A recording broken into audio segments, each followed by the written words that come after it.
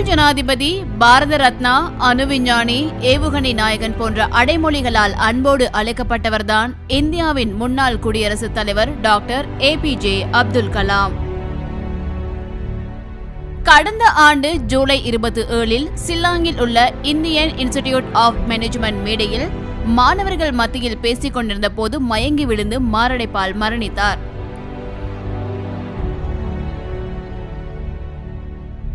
அறிவுஜீவியாக மட்டுமல்ல, பிரம்மச்சாரியத்திலும் தனி மனித ஒழுக்க சீலராக விளங்கிய அந்த இந்திய பெருமகனார் இறந்தபோது இளைஞர்கள் உட்பட்ட இந்திய மக்கள் அனைவரும் மதம், இனம், மொழி பாராமல் அதீத ஈடுபாட்டோடு இரங்கல் பங்களிப்பு செய்தனர்.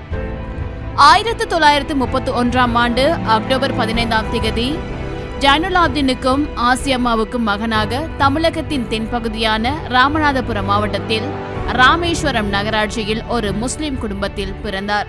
ராமேஸ்வரத்தில் உள்ள தொடக்கப்பள்ளியில் ஒரு சராசரி மாணவனாகவே தனது கல்வியை தொடங்கினார். இளமையில் அவர் குடும்பம் வறுமையில் வாடியதால் தனது பள்ளிக்கூட நேரம் போக மீதி நேரத்தில் வேலைக்கு சென்றார். அதில் வீடுகளுக்கு செய்தித்தாள் போடும் பணியும் குறிப்பிடத்தக்கது. திருச்சிராப்பள்ளியில் உள்ள செயின்ட் ஜோசப் கல்லூரியில் இயற்பியல் பாடத்தின் தனது இளநிலை அறிவியல் பட்டத்தை பெற்றார். இயற்பியலில் ஆர்வம் குறைந்ததாக உணர்ந்த அவர் மெட்ராஸ் IITயில் விண்வெளி பொறியியல் படிப்பை 1955 தொடங்கி அதில் இளநிலை மற்றும் முதுநிலை பட்டங்களையும் பெற்றார். 1960 ஆண்டு வானூர்தி அபிவிருத்தி அமைத்தல் பிரிவில் விஞ்ஞானியாக அறிவியல் ஆராய்ச்சியில் வாழ்வை தொடங்கினார்.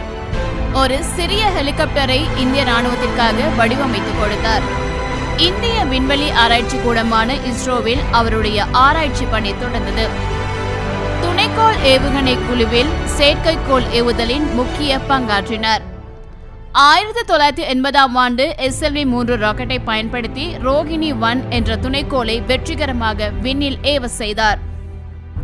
இந்தியாவிற்கே சாதனையாக அமைந்த இந்த வியத்தகு வெற்றி செயலை பாராட்டி அவருக்கு பத்மபூஷன் விருது 1981 வழங்கப்பட்டது. 1999 பொக்ரான் அணு ஆயுத சோதனையில் முதன்மை பங்காற்றினார்.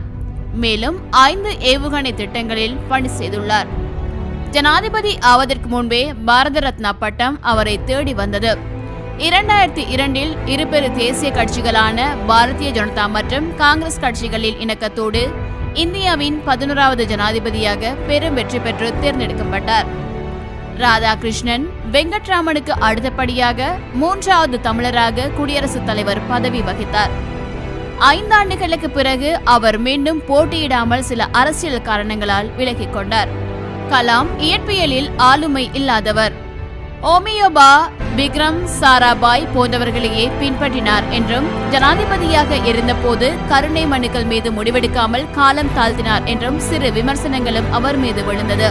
சிறந்த பேராசிரியராகவும் இனிய பேச்சாளராகவும் உருவெடுத்த அவருடைய அறிவியல் தொலைநோக்கான சீர்திருத்த பார்வை மாணவர் சமுதாயத்தின் மீது அழுத்தமாய் விழுந்தது.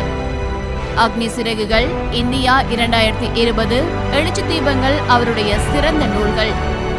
2011 இந்தியாவில் ஊழல் ஒழிப்பை மைய கருவாக்கி நான் என்ன தர முடியும் என்ற இயக்கத்தை இளைஞர்களுக்காக ஏற்படுத்தினார். நம் பிறப்பு ஒரு சம்பவமாக இருக்கலாம், ஆனால் இறப்பு ஒரு சரித்திரமாக இருக்க வேண்டும். தூங்கும் போது வருவதல்ல கனவு, நம்மை தூங்க விடாமல் செய்வதே கனவு. இது போன்ற கல்வெட்டு வரிகளை இளைஞர்களின் மனங்களில் வாழ்ந்து காட்டி வடித்துவிட்டு சென்றவர்தான் மாமேதை அப்துல் கலாம்.